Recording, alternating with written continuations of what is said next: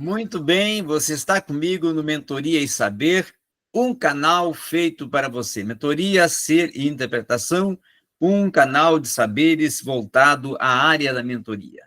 Eu quero convidar a você a se inscrever no canal, se não é inscrito, dar sempre seu like e comentar, fazer parte desse nosso contrato, nossa programação, desse nosso projeto.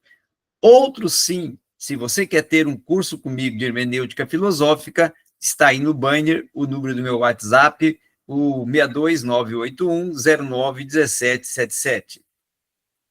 Também, se quiser ter mentoria acadêmica comigo, é no mesmo WhatsApp, o 62981091777. Há muitos estudos, tá, de diferenças de gênero dentro do contexto da inteligência emocional. Até para podermos resumir de uma forma mais sucinta, em média, as mulheres, elas vão tender a ter melhor pontuação no desenvolvimento de uma inteligência emocional que os próprios homens. Mas somente em média, há dados até inclusive conflitantes sobre esse sentido e essa proposta.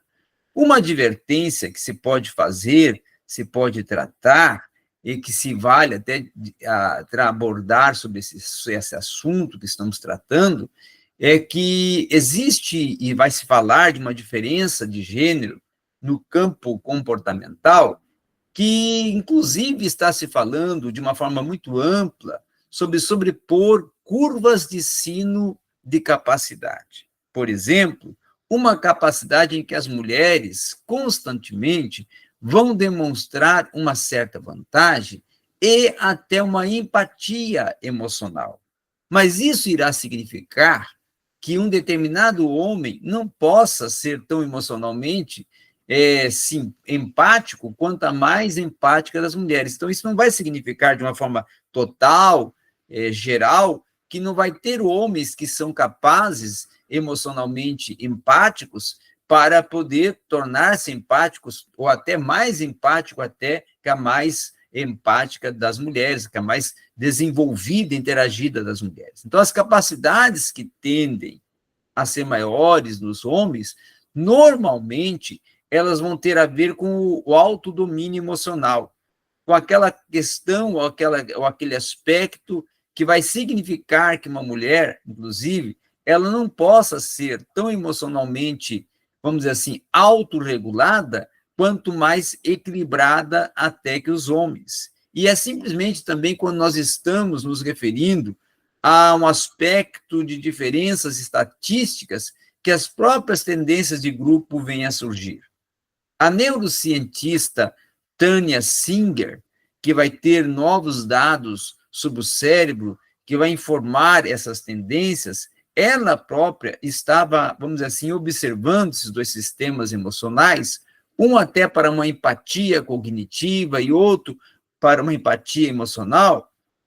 em que Singer vai dizer que as mulheres tendem, inclusive, a ser mais altamente desenvolvidas no sistema de neurônios espelho e, portanto, vão se aportar neles mais até do que fazem os próprios homens em busca dos seus sinais de empatia. Então, os homens, inclusive, por um contraste, eles vão tender a ter uma manifestação mais repentina, tá, do sistema de neurônios espelho e depois vão entrar até num modo que podemos dizer de resolução de problemas. Então, dentro desse aspecto, há uma outra maneira, inclusive, de olhar para as diferenças de homem e mulher com o caso da inteligência emocional, que esse próprio trabalho do Simon Baron-Cohen, na Universidade de Cambridge, vai dizer que há um cérebro feminino que ele se torna extremo e que vai ter imensa atividade dentro dos neurônios espelho e que vai ser elevado a um grau de empatia emocional, mas não tão bom no análise de alguns sistemas, em contraste este com o cérebro masculino, que em extremo vai se sobressair no pensamento sobre os sistemas e que não é tão bom na empatia emocional. Então, vocês estão vendo que há particularidades distintas em cada um desses quesitos da inteligência emocional, tanto aplicada ao sexo feminino como aplicado ao sexo masculino. E esses tipos de cérebros, eles se tornam extremamente opostos de uma curva de sino, com a maioria que nós podemos até dizer, em algum lugar do meio, até que quer-se dizer que todos os homens, tá, têm o cérebro masculino, nem que todas as mulheres têm o cérebro feminino também. Mas muitas mulheres são peritas no pensamento sistemático e muitos homens são excelentes até na empatia emocional, certo? Então, é importante vermos que existe, inclusive, um gênero de inventário que foi proposto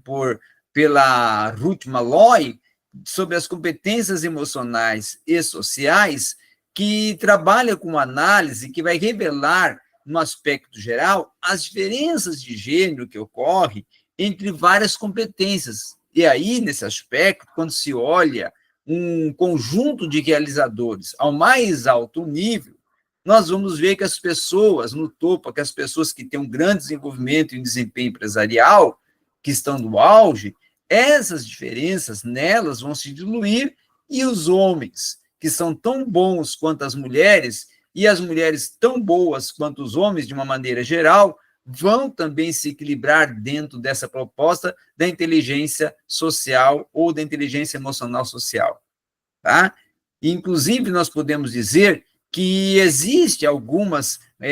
distinções que muitas das vezes são encontradas, que são particularidades distintas de cada um dos seres, porém, cada uma com sua distinção, cada uma com a sua oportunização e cada uma com a sua intervenção dentro de uma área, dentro de um sentido que vai promover uma maior capacidade de inteligência emocional social ou até uma menor capacidade de inteligência emocional social, dependendo da visão de mundo também e até da própria instabilidade emocional que a pessoa possui, que é, claro, muitas das vezes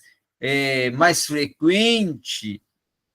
com maior ascendência no sexo feminino, como também isso não quer dizer que não vai ter uma ascendência positiva dentro do sexo masculino, mas que são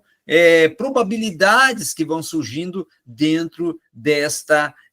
área de pesquisa na inteligência emocional social. Obrigado a todos.